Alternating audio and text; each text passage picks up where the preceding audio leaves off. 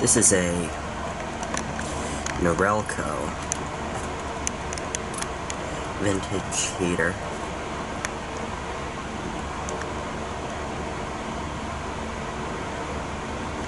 Made by North American Philips. You can see it's quite a cool design here. This is as I found it. I haven't cleaned it up. I have oiled it. Kind of interesting because there's bearings on the motor, which is in the center, and then there's a bearing here, and on the other side there's a bearing there. The switch is right here, and you have on and off, of course, high and low fan. This is soot on my hand, and you have the high and low heat, and you have what I think is a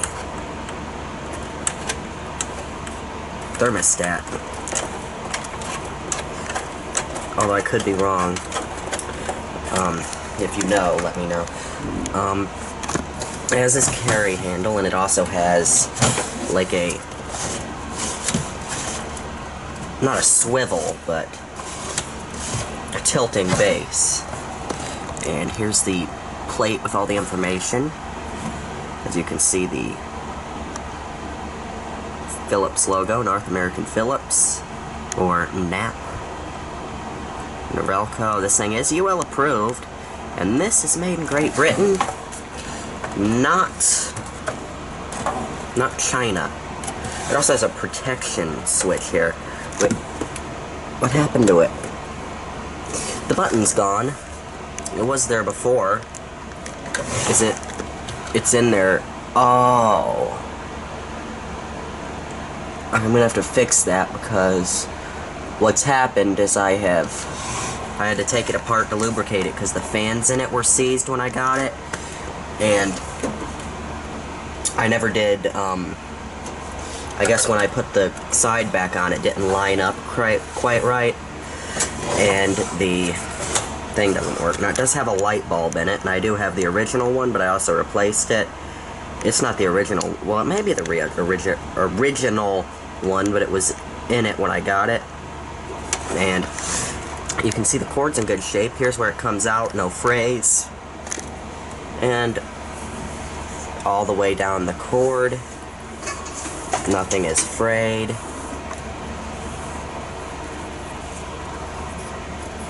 And here's where it goes into the plug. So we're gonna go ahead and fire it up here. You can't really tell how much heat's coming out of it from the thing, but just from the camera, but I guess I'll tell you how much heat's coming out of it.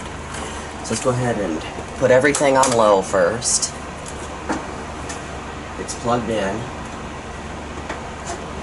I'll go ahead and switch the switch on. And you can see the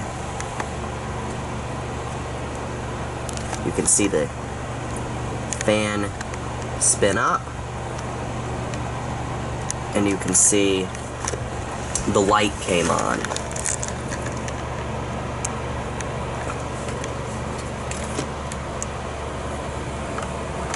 And there's a view, or a attempted view,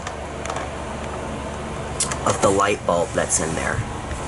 Now, right now everything's on low, but it is quite warm.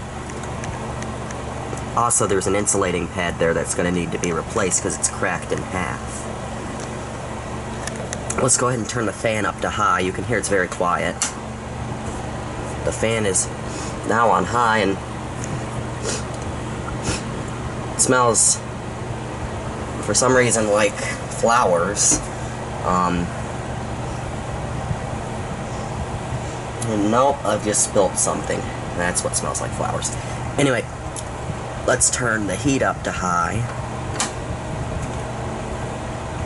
And now it is very hot. Now let's turn this thermostat, it's on 0.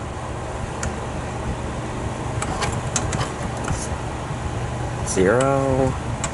It's not changing anything. It's not changing the heat output, or at least I don't think it is.